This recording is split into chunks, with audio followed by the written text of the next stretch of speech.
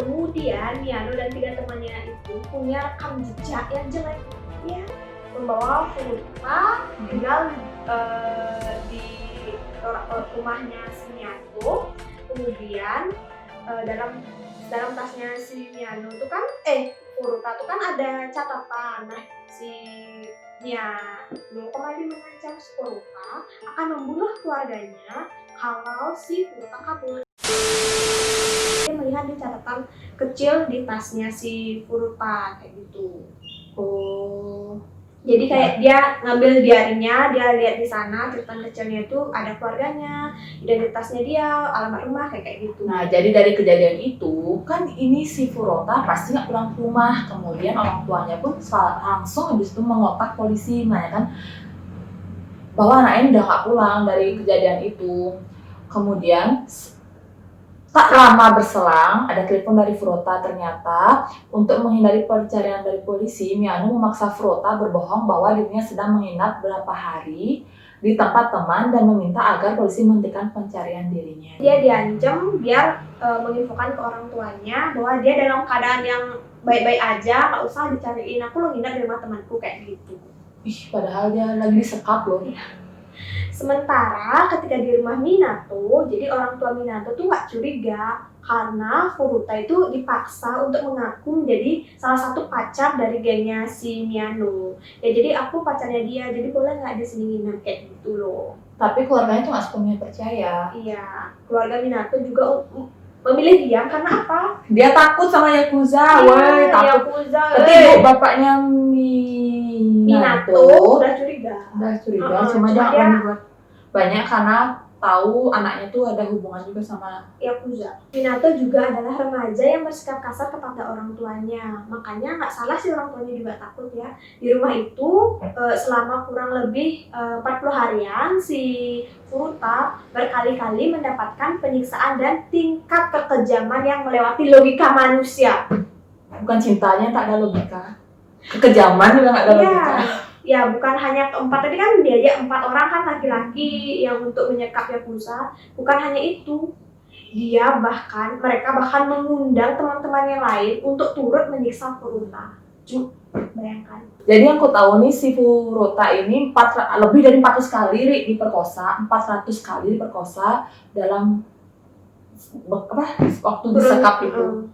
Pas diperkosa, saya bergilir oleh para lelaki itu. Gadis paling populer di sekolah itu bahkan juga dijadikan sasaran kekerasan fisik. Seringkali ia dipukuli, tubuhnya digantung di atas plafon dan diperlakukan seperti karung tinju dan tak jarang perutnya dihantam barbel. Udah diperkosa, siksa fisik, digantung di plafon, kayak mata guling. Oh samsak nih. Iya jadi kayak gitu. Apa? Jadi oleh para laki keji itu, Furuta dibuat kelaparan, tapi ia dipaksa makan kecoa hidup atau meminum urinnya sendiri. Beberapa bagian tubuhnya dibakar seperti ditempeli lilin panas atau dibakar dengan rokok dan korek api. Bahkan beberapa bagian tubuhnya dimutilasi atau ditusuk jarum jahit. Dalam kondisi yang demikian brutal, Furuta dipaksa untuk bermasturbasi di depan para pelaku. Benda-benda asing yang tak masuk akal dimasukkan ke dalam kemaluan dan anusnya sehingga mengakibatkan pendarahan yang hebat. Ternyata kurang lebih 16 hari Furuta disekap.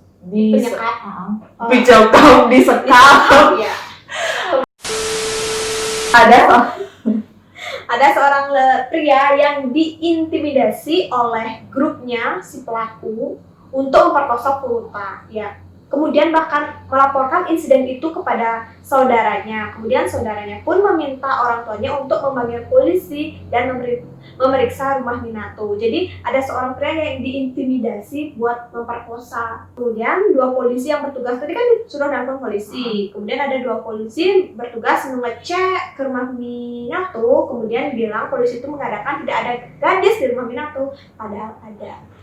Kemudian kok bisa nggak ada ya? Disembunyiin ya? Iya, kemudian 2 polisi itu ternyata tak memeriksa isi rumahnya dengan seluruhnya gitu. Maksudnya ya cuma sekedar aja. Kemudian keyakinan bahwa undangan pemeriksaan itu sendiri sudah cukup. Maksudnya polisi sudah bilang, oh cukup. Kemudian pada akhirnya kasus itu kan dua polisi dipecat karena mereka kayak bekerja tidak sesuai dengan SOP mungkin, karena mereka cuma meriksa dengan sekedar, padahal ada si Furuta di rumahnya tapi tidak ditemukan. Oh, akhirnya dipecat Dua polisi itu dipecat setelah disidik itu di penyidangan itu akhirnya dua polisinya itu dipecat kayak gitu. Nah, pada Desember tahun 1988, setelah 1 bulan berada dalam penyekapan, Furuta mencoba menelepon pihak kepolisian. Jadi dia mencoba untuk menyelamatkan dirinya. Tapi upayanya gagal dan ketahuanlah sama Miyano. Tahu apa yang dilakukan setelah itu? Botol besar dimasukkan ke dalam anusnya, kakinya dibakar, hingga kejang-kejang dan perdarahan yang hebat. Kemudian menurut laporan selama persidangan, para pelaku mengira bahwa gadis itu hanyalah berpura-pura kejam, padahal dia sungguh-sungguh kejam. Sehingga mereka membakarnya lagi. Dia kira Furuta tuh pura-pura, malah terus dibakar. Kemudian Furuta selamat dari semua siksaan itu yang membuatnya terus mengalami pemerkosaan. Jadi setelah disiksa udah sebulan tuh, padahal udah perdarahan dan lain sebagainya, tetap dia diperkosa sama gengnya Miyano. Sampai akhirnya Furuta meminta untuk dirinya dibunuh saja agar penderitaannya ini Mending lah dibunuh, Ju.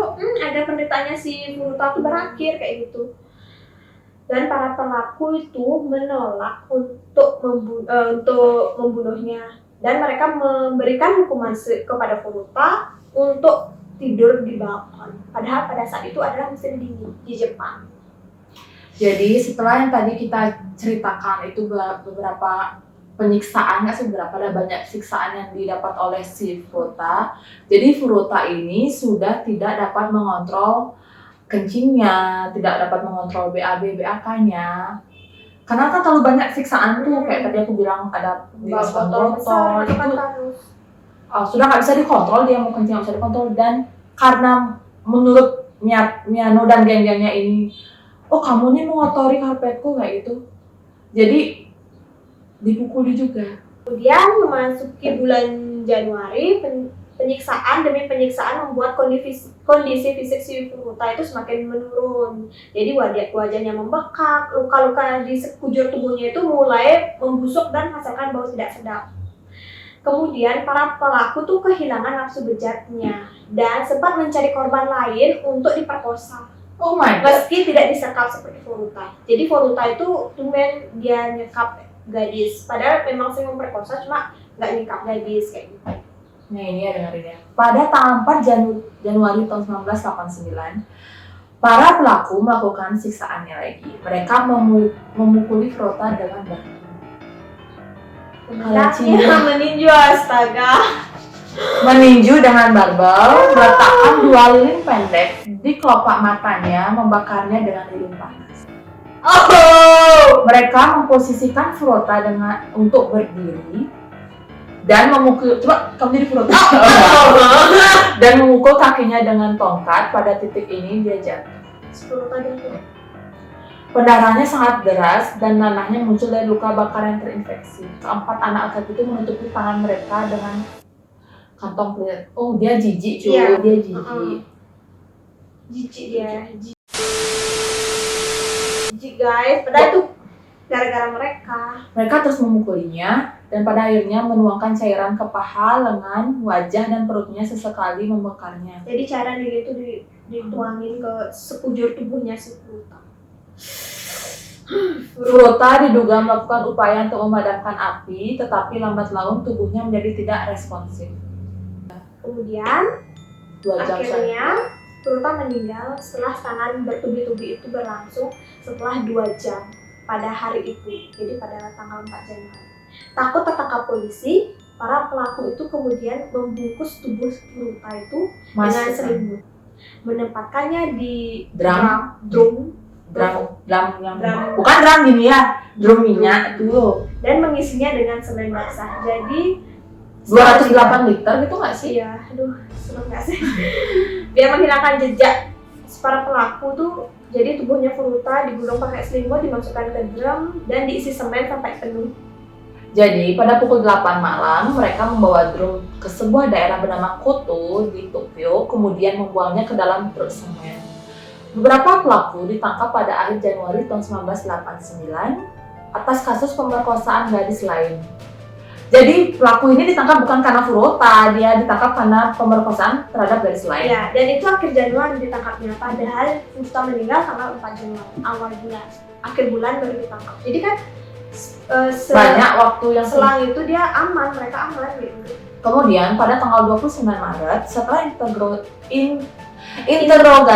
interogasi lebih lanjut, mereka mengakui kejahatan yang mereka lakukan terhadap Furota dan menyeret pelaku lainnya. Iya. Jadi semua yang dapat perkosa, yang kan di undang-undang selain 4 orang itu juga diseret, jadi ketahuan. Ya, jadi besoknya itu tubuh Furota ditemukan pada tanggal 30 Maret tahun 1989. Woi, Januari, Februari, Maret baru ditemukan.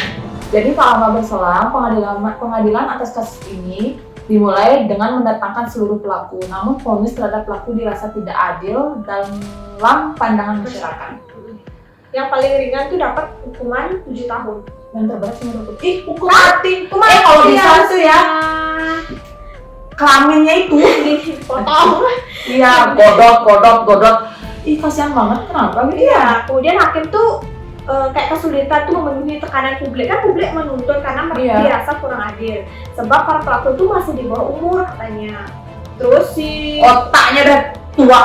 Iya, akhirnya si Furota setelah ditemukan untuk diotopsi dan lain sebagainya dikuburkan pada tanggal 20 April 89. Keluarga dan 2 April. Iya, 2 April 89. 2 April. Dan keluarga dan teman-temannya itu yang teman-teman dekat tuh maksudnya sedih banget lah, udah dapat kejadian seperti itu. Dan Furota akhirnya Januari meninggal, April baru dikubur. Dan pelaku dapat maksudnya hukumannya tuh ringan. Bayangkan sakitnya Furota. Ya, jadi untuk teman-teman perempuan yang lain, walaupun nyerempet sedikit ke Indonesia ya, RUU PKS itu juga tidak disahkan. Semoga maksudnya jaga diri baik-baik banget. Maksudnya jangan gampang, ya pokoknya jaga diri aja dah. Kita soalnya udah nggak dilindungi sama negeri kita ini. Soalnya kalau perempuan diperkosa, katanya bukan sepenuhnya salah si pelaku ya kan? Iya, katanya bajunya tuh kayak kan. Bajunya. Hello, tahu ya. Ada loh ibu-ibu yang hijab itu dicolek pas lewat tuh. Iya, dapat penonton itu. Iya kan. Masa karena, aduh, itu aja sih. Tak pelaku. Ntar jangan emosian, tak tolong teman-teman kita yang perempuan jaga diri baik-baik. Karena menurutku semua pelaku pelecehan itu bukan salah kita kok. Menurutku nggak semua. Karena juga otaknya mereka. Otaknya mereka emang sakit. Ya, demikian. Segitu aja cerita dari kita mengenai Junko Furota. Hikmah yang diambil sudah aku sampaikan juga lagi kan, untuk jaga diri kita baik-baik. Dan untuk lelaki kalau ditolak cintanya ya jangan kayak gitu dong, usaha. Tapi banyak kok cewek yang lain yang mau ya, semangat. Kita semangat. Udah itu aja. Comment, comment, dan subscribe ya channel YouTube kita. Minta tolong.